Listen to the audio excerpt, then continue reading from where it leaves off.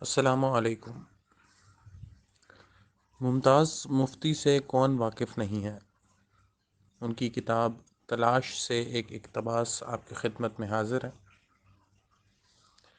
فرماتے ہیں، صاحبو بات کہنے کی نہیں، لیکن کہے بغیر چارہ بھی نہیں۔ بڑی تلخ بات ہے لیکن بڑی سچی، اتنی تلخ سچائی کے ماننے کو جی نہیں چاہتا۔ وہ یہ کہ ہم میں سے چند ایک افراد ہوں گے جو قرآن پڑھتے ہیں، انگلیوں پہ گنے جا سکتے ہیں۔ اتنے چند، باقی سب آپ، میں، ہم قرآن پڑھتے نہیں، اسے استعمال کرتے ہیں۔ زیادہ تر لوگ تو ثواب کمانے کے لیے تلاوت کرتے ہیں، کچھ اپنے مرحوم عزیز و اقربا کو ثواب پہنچانے کے لیے قرآن پڑھتے ہیں۔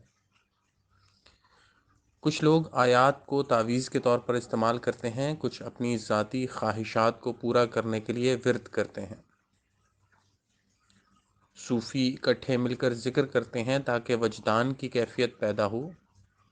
وجدان بھی تو ایک قسم کی لذت ہی ہے۔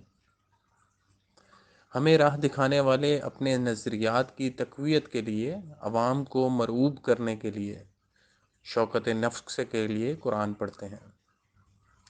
بہر صورت کوئی شخص قرآن کو سمجھنے اور جاننے کے لیے قرآن نہیں پڑھتا۔ سیانے کہتے ہیں، قرآن گلاب کے پھول کی مانند ہے، پتی در پتی، پتی در پتی۔ اوپر کی پتی اٹھاؤ تو نیچے ایک اور پتی، اسے اٹھاؤ تو ایک اور، مفہوم در مفہوم۔ اوپر کا مفہوم ہٹاؤ تو نیچے ایک اور مفہوم، اوپر سطحی، نیچے کائناتی۔ اکثر لوگ پہلی پتی یعنی اوپر کے مفہوم پر ہی اکتفا کر لیتے ہیں اور سمجھتے ہیں کہ پا لیا، ہم نے پا لیا۔ قرآن کی بات تو وہی تیتر کی بولی والی بات ہے۔ تیتر بولا تو مفکر نے کہا کہ کہہ رہا ہے سبحان تیری قدرت۔ بنیا بولا ابے نہیں، کیوں خام خواہ بات کو الجھا رہا ہے؟ تیتر کہہ رہا ہے نون تیل ادرک۔ پہلوان بولا تم دونوں غلط سمجھے، تیتر کہہ رہا ہے کھا گھی اور کر کثرت۔